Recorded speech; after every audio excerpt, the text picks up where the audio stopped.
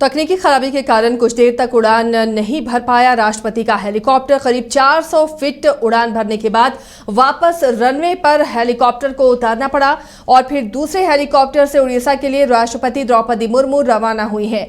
आपको बता दें कि दूसरे हेलीकॉप्टर से उन्हें ओडिशा के लिए रवाना किया गया है, क्योंकि 400 फीट की उड़ान भरने के बाद ही हेलीकॉप्टर को वापस रनवे पर उतारना पड़ा।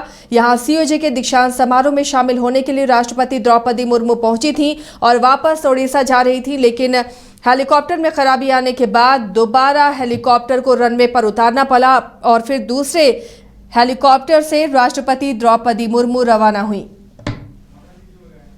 सहयोगी मदन जुड़े हुए हैं इस मामले पर अपडेट के साथ। मदन, हेलीकॉप्टर में खराबी की बात सामने आ रही है, क्या कुछ और अपडेट इस मामले में है? इतनी बड़ी चूक इसे माना जाए, जिस हेलीकॉप्टर में राष्ट्रपति को रवाना होना है उसमें तकनीकी खराबी की पहले से जांच नहीं की गई। बिल्कुल, देखिए आज राष्ट्रपति का झारखंड दौरा था और रांची के झारखंड सेंट्रल यूनिवर्सिटी में वो दीक्षांत समारोह में शामिल होने के लिए पहुंची थी। दीक्षांत समारोह में शामिल होकर जब वो उड़ीसा के लिए रवाना हो रही थी रांची एयरपोर्ट से, उस वक्त सेना का जो हेलीकॉप्टर होता है वो उनके लिए मंगाया गया था। लेकिन जब एयरपोर्ट से उड़ान भरने के बाद 400 मीटर की ऊंचाई तक पहुंचने के बाद जो तकनीकी खराबी आई है, उसके बाद फिर से जो है लैंड किया गया और फिर दूसरे हेलीकॉप्टर से राष्ट्रपति को उड़ीसा के लिए ले जाया गया। तो ये कह सकते हैं कि तकनीकी खराबी की वजह से जो है यह समस्या आई है और उसके बाद फिर जो है तुरंत दूसरे हेलीकॉप्टर से जो है राष्ट्रपति को रवाना कराया गया। तो अब इसकी जांच होगी कि आखिर क्या वजह थी कि ऊपर में जाकर के यह पता चला कि तकनीकी खराबी, क्या पहले से जांच किया गया था या नहीं। इन तमाम विषयों की जो है जांच की जाएगी, लेकिन फिलहाल ये कह सकते हैं कि अब सुरक्षित जो है वो यहाँ से उड़ीसा के लिए रवाना हो गई थी, अब लगभग वो पहुंच भी गई होंगी।